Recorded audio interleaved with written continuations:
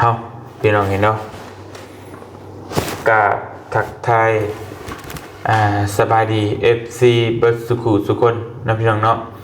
บอกว่าอยู่ในและก็ต่างประเทศพี่น้องเอ๋ยกันยินดีต้อนรับเข้าสู่ช่องบ่เตียงทองซาแนลคือเก่าพี่น้องเอ๋ยเนาะมาพบมาพ้อกันกับบ่เตียงมื้อนี้กะบ่เตียงก็อยู่ลาวใต้พี่น้องเอ๋ยเนาะเป็นเวลากลางค่ำกลางคืนพี่น้องเอ๋ยก็ถือว่าดึกดื่นแล้วมื้อนี้ก็ได้เนาะบ่เตียงก็เลยมาอัดคลิปเนาะแจ้งข่าวบอกพี่บอกน้องเรื่องเกี่ยวกับงานพี่น้องเลยมอบพระไตรปิฎกให้กับวัดต่างๆพี่น้องอยู่นครกระสอนพรหมวิหารแขวงสอนนครนะพี่น้องเนาะเพิ่นสิจัดงานขึ้นนี่ตอนแรกวันที่26พี่น้องเอ้ยก็คือมื้ออื่นมื้อฮื้อนี่แหละนะเป็นงานที่ยิ่งใหญ่แหละเป็นงานที่ประวัติศาสตร์อยู่ในเมืองลาวเฮาเลยก็ว่าได้เนาะพี่น้องเนาะบ่เตียงเองนี่ก็บ่เคยเห็นจักเทื่อได้งานนี่นะพี่น้องเนาะงานประวัติศาสตร์ครั้งยิ่งใหญ่เลยแหละเพราะว่า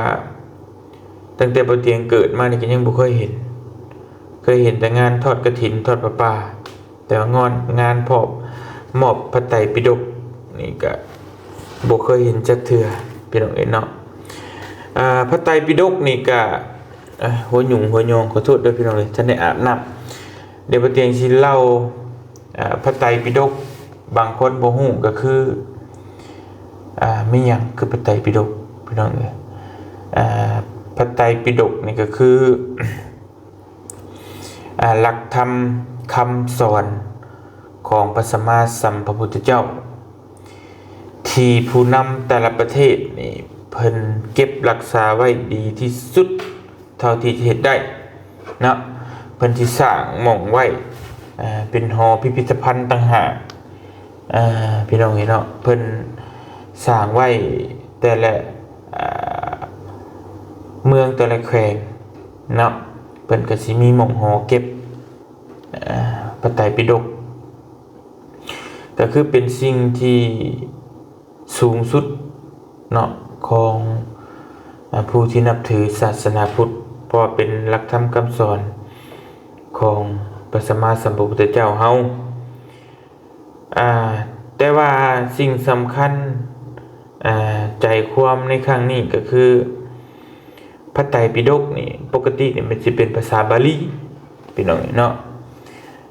เป็นภาษาบาลีก็คือเป็นภาษาศัพท์ทางธรรมของผู้ที่เพิ่นตั้งแต่สมัยครั้งพุทธกาลพุ่นแหละเนาะเพิ่นจัดพิมพ์ไว้แต่ว่าบัดนี้แต่ละประเทศนี่ก็ต้องมาแปลแล้วก็อธิบายเป็นคำหรือว่าอักษรเป็นภาษาแต่ละประเทศเพื่อให้ผู้ศึกษานี่เข้าใจเป็นอย่างนี้เนาะคือยกตัวอย่างเพราะว่ามันเป็นตัวอักษรพี่น้องไทยเพิ่นมาแปลเป็นไทย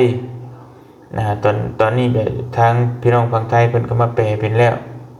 นะพี่น้องเนาะแต่ว่าอยู่ลาวนี่ยังบ่มี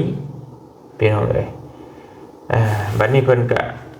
แปลจากหลักธรรมคำสอนที่พระพุทธเจ้าเพิ่นได้บอกสอนมานั้นเป็นภาษาบาลีนั้นแปลมาเป็นลาวเนาะแต่ก่อนเป็นภาษาบาลีนี่พระผู้ที่ศึกษานี่ก็ส่วนน้อยที่จะเข้าใจได้ซึ้งนะพี่น้องเนาะบัดนี้แหละคนธรรมดาสามัญนี่บ่สามารถฮู้ได้เลยเป็นจังไงบางคนนี่อ่านภาษาบาลีนี่พอได้บัดเอามาแปลอีกยังยากอีกนะพี่น้องเนาะเพิ่นอ่านคือเพิ่นเขียนไว้มันเป็นภาษาบาลีเบิดเลยอ่านเป็นภาษาบาลีนะแต่ว่าแปลบ่ออกเนาะพี่น้องเนาะซึ่งคือพระเทศ พุทธังรัตถนังกัสสามิธัมมังสรณังกัสสามิเฮาก็มาเปรบ่เฮาก็เปรบ่จักว่าพุทธังคืออีหยังธัมมังคืออีหยังนั่นแหละนั่นคือภาษาบาลีพี่น้องเอ้ยแต่วันนี้เพิ่นมาแปลเป็นลาวนี่เพิ่นก็มาแปลออกว่าพุทธังนี่คือหยังธัมมังนี่คือหยังสังฆังคือหยังพี่น้องเอ้ยมาแปลเป็นตัวอักษรลาวบัดนี้รุ่นเฮานี่ก็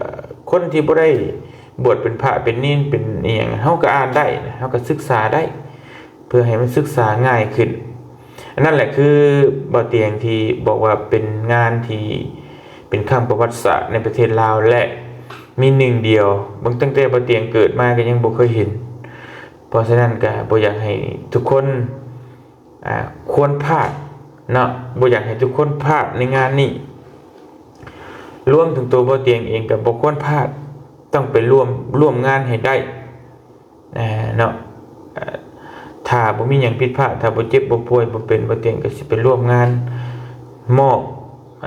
ให้ถวายพระไตรปิฎกให้กับวัดต่างๆพี่น้องเอ้ยเพิ่นจัดขึ้นอยู่บ้านพลสว่างใต้นครไกรสอนพรหมวิหารแขวงสวรรณเขตก็อยู่ในตัวเมืองในแขวงสวรรณเขตเลยพี่น้องเนาะผู้ใดไปบ่หามาบ่ถือก็พิมพ์ไปเลยพี่น้องใน Google Map ก็ได้เนาะหรือว่าไปฮอดสวรรณเขตถามไปก็ฮู้ว่าวงเวียนกองอยู่ไสเดี๋ยวไปเจอกันพี่น้องเนาะอยู่วัดบ้านพลสว่างใต้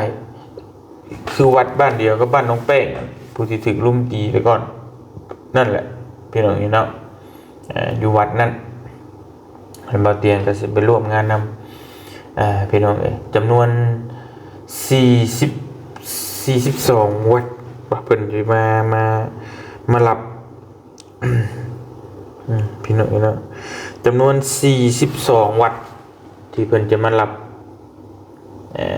พระไตรปิฎกในครั้งนี้บ่เห็นเดี๋ยวบ่เตียงสิอ่านให้ฟังนะพี่น้องเนาะวัดที่1นี่วัดพรหมศิลาบ่แม่นเด้วัดที่1นี่วัดใหญ่ไสยะภูมารามเนาะแล้วก็วัดที่2นี่วัดโพนสว่างใต้ก็คือวัดนั่นเลยพี่น้องนะวัดที่เป็นจัดงานวัดที่3นี่วัดจอมเกตไสสีวัดที่4นี่วัดป่าแก้วบุญทันบ้านดงหนองคุณเมืองจำพรที่5นี่วัดอบมาพุทธาวาส6วัดบูหานบูผารามโนนหินเฮเป็นอะไรเนาะแล้วก็7วัดเพ็งโพไซยรามและก็ปฏิเปตวัดป่าสามัคคีธรรม9ในวัดป่าสุธรรมม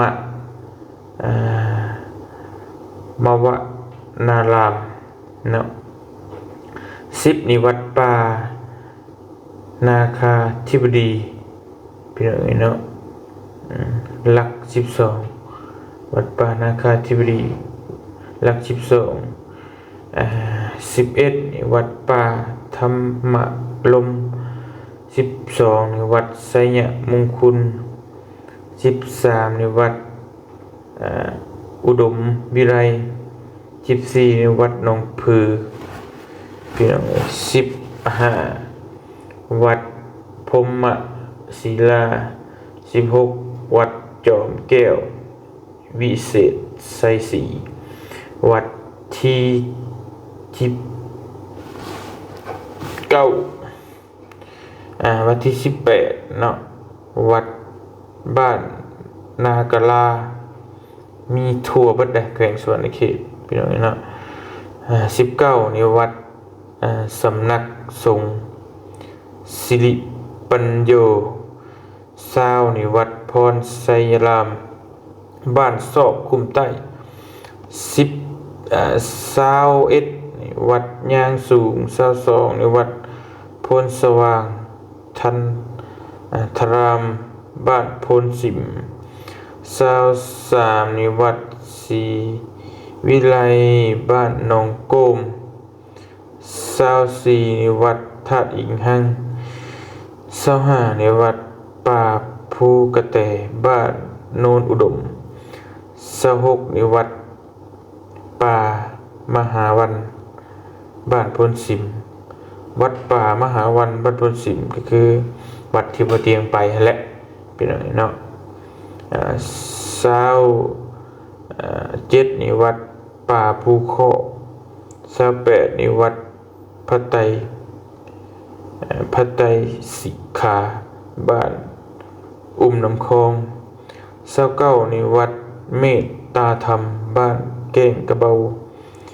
เมืองไซบุรี30นี่วัดป่าสัญญพรบ้านศรีวิไลเมืองไซบุรี31นี่วัดป่าโศกไซวัดป่าธรรมบาทวัดโพตามสีนารามแก้งโดนและก็33วัดจอมทองศรีลาแก้วบ้านศรีบุญเฮืองบ่อหินกาว34นิวัดรัต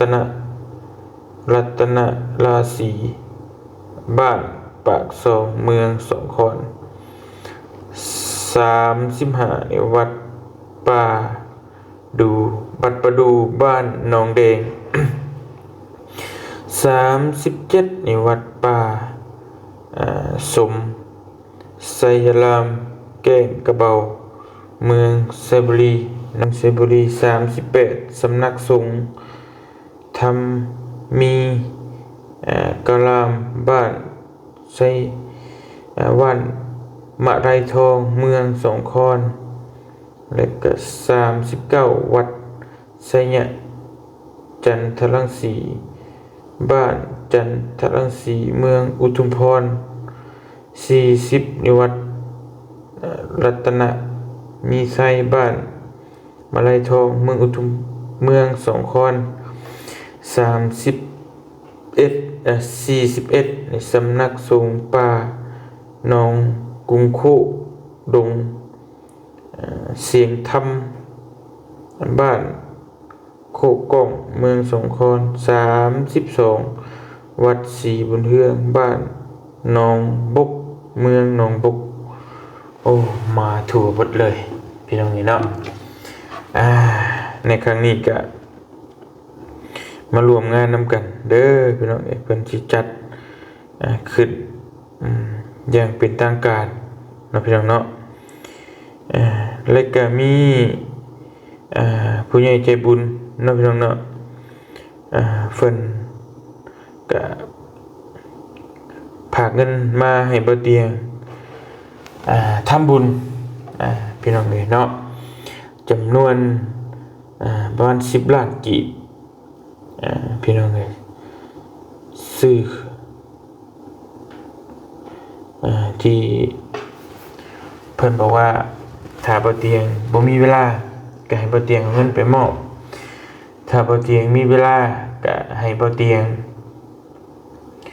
เฮ็ดโรงทานหรือหยังซื้อน้ำในไปแจกคนไปร่วมงานก็ได้แล้วแต่ว่าพี่น้องบ่เตียงก็สิพิจารณาเบิ่งถ้าเพิ่นมีโรงทานหลายแล้วบ่เตียงก็สิเอาเงินไปมอบถ้ายังบ่มีโรงทานบ่เตียงก็สิเฮ็ดโรงทานถ้าสิทันเนาะบ่เตียงสิกลับวันที่25เพราะว่าวันที่26มีงานเริ่มจังได๋ก็พาพี่พาน้องไปเบิ่งไปชมนำกันและมาเอาบุญนำกันเด้อพี่น้องเนาะเพราะว่าอันนี้ก็เป็นบุญครั้งใหญ่ครั้งประวัติศาสตร์ของเมืองลาวเฮาก็ว่าได้พี่น้องเอ้ยจังได๋ก็พาพี่พาน้องมาเอาบุญเอากุศลนำกันนะหวังว่าสิเจอกันพี่น้องเอ้ยในงานวันที่26สิถึงนี้พี่น้องนี่เนาะก็ ก็พาพี่พาน้องมาเอาบุญเอากุศลน้ำกันพี่น้องเลยเจอกันอยู่วัดบ้านพลสว่างใต้นครไกรสอนภูมิหารแขวงสวรรณเขตแล้วพบกันแน่นอนพี่น้องเอ้ยสำหรับวันนี้ขอตัวไปรับไปนอนก่อนพักผ่อนอยู่ดีมีแห้งเบิดสุขุทุกคนสบายดีเด้อพี่น้องเด้อบ๊ายบาย